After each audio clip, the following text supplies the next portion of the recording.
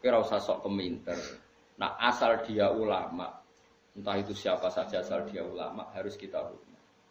Gua hormat sekali sama Mbak Mun, ya hormat sama Mbak Habib Lutfi, ya hormat sama Pak Kuras, ya hormat. Asal dia orang alim alama, pasti bacanya banyak, pertimbangannya banyak. Kecuali dia alim, itu aku gak percaya. Tapi beliau-beliau itu kan orang alim. Terus kalau beliau berstatement hukum, itu apakah hukum fikih apa hukum tahapan, kita kan tidak tahu dia wong alim. Kadang wong alim fatwa itu hukum tahapan, bukan hukum sebenarnya. Misalnya gini, orang Indonesia itu rata-rata cara berpakaian gitu. Terus diputuskan bilang nggak apa-apa. Ternyata bilang nggak apa-apa itu dalam proses tahapan, bukan hukumi yang sebenar. Saya tak contohnya paling gampang. Ben kowe roh ngaji, ojo sidik-sidik nyalano wong. Rasulullah itu pernah ditanya orang, ya Rasulullah, saya ini mau masuk Islam. Tapi penyakit dasar kula niku bodoni. Napa boleh kula salat, zakat, tapi tetap asal bodoni? Jawab Nabi, gak apa-apa. Wis penting salat. Sausé wong iku mirip Abbas protes, ya Rasulullah, apakah engkau ngalalo bodoni? Gak bodoni ora halal. Tapi kok jenengan ngolehi ketika wong iku gawe kontrak tetap oleh bodoni, mergo iki mergene maklar rezekine kok bodoni. Jawab Nabi, engko angger sering salat, rak jijik-jijik dhewe mbek bodoni. Berarti ketika Nabi tidak mengharamkan bodoni itu bukan hukum sebenarnya, ini hukum tahapan. Apa hukum tahapan? Ini yang paling angel ning bab fiqh dakwah, mana disebut fiqh dakwah. Ada hukum itu tidak sebenarnya, tapi itu tahapan. Misalnya aku ketemu cah Jakarta, mondok ning nggonku misalnya, cah wedok, biasanya katokan cekak. Tak kon jilbaban langsung kangelan. Kira-kira tak kon, ya wis celananan nduk, celananan. Mergo pikiranku lumayan ora katokan cekak. Terus ning atiku mesti jilbab menyusul kan ngono. Bukan darani celananan hukum sebenarnya, ini hukum tahapan. Saiki kowe nglatih cah cilik poso, langsung maghrib tak beduk. Beduk. Terus pun, wah ini ajaran sesat, poso setengah hari. Kayak seneng drengki mbek wong. Iku jenenge hukum tahapan, tidak hukum sebenar. Mulane kula sing penting asal sing ngomong wong alim saleh. Tak baleni nek wong alim saleh. Saleh tok ora alim ora cukup. Mergo ilmune ra akeh. Alim tok ora saleh ya fasik jenenge alim ora saleh ya kacau juga. Lah titenane piye yo? Lah ki alim tok ora. Nah alim titan-titani dhewe biji-biji dhewe. Tapi Nabi itu figur yang luar biasa. Kadang-kadang Nabi itu ngendikan seperti itu. Ana wong memang ana wong salat tapi pamit ijek bodoh. Nek Nabi gak apa-apa sing penting salat. Setelah orang itu mirip sahabat protes. Berarti engkau membolehkan bodoh nih? Jawab Nabi, oh, orang ngalalo bodoh nih. Sayan haru ma yaqulu la ja'al hadise.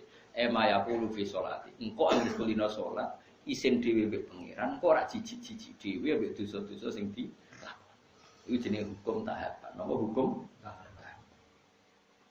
Mane masyhur cerita teng Lirboyo.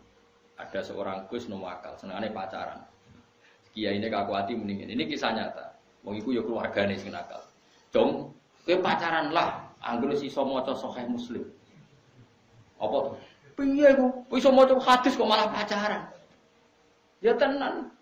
Berhubung itu senengi wae. Sing cerita aku Guse. Tak rewangi sinau Gus nganti walim. Jebule barang wong alim Al-Qur'an iku haram ra sida. Lha iku hukum tahapan, jenenge ora kok hukum sebenarnya. Paham ya? Bocah ngono kok ora roh, ngono geger sik. Mulane ngaji ben roh dununge hukum. Hukum fikih apa hukum tahapan? Nak hukum fikih ya permanen, nak hukum tahapan ini tadrij fi sunnah, tahapan mendidik sunnah. Tentu ada apa? Tahapannya. Tapi tahapan ini tidak menjadi hukum fikih, jenenge fiqh dakwah. Bukan fiqhul ahkam tapi kok fiqh dakwah. Ya tapi wong ngaji ini ki wis jarang. Wong wis sanane emosi gak gelem ngaji. Makanya saya tadi bilang, asal dia orang alim dan soleh. Makanya saya bisa menerima misalnya saya itu Hafid orang alim, kadang dakwah di Belanda, di mana-mana. Ya ketemu orang macam-macam. Tapi beliau tidak selalu bilang mungkar. Karena itu tahapan, jadi beliau tidak perlu kesusu darani mungkar. Ini tahap pembinaan. Dan bina wong Belanda cek katokan cekak kau sampura tong wedok-wedok terus kon Islam. Ayo jilbaban, ayo cadaran, yo melayu. Ya mesti ada urutannya, tauhid dulu, setelah tauhid ini, setelah. Nah itu menjadi fiqh dakwah bukan menjadi fiqhul ahkam. Paham ya? Mulane ngaji ben roh duduk perkara. Lah Rasulullah itu sering melakukan itu.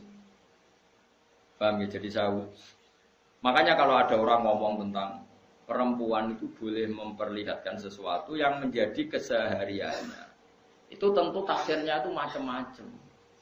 Orang boleh berekspresi macam-macam, tapi tentu kita cari yang selamat.